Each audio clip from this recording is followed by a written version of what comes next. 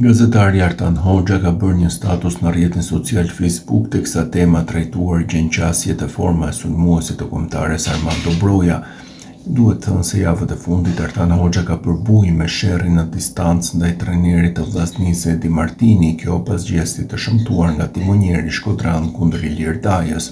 Armando Broja nuk është thjesht një nga lojtarët e kombëtares kuqezi, por është talenti më premtues në historinë e futbollit shqiptar, me kokën lart kampion. Kemi besim se do të kthehesh sërish në formën tënde më të mirë për të çuar pesh një komb të tërë dhe për të na bërë krenar që je njëri nga ne.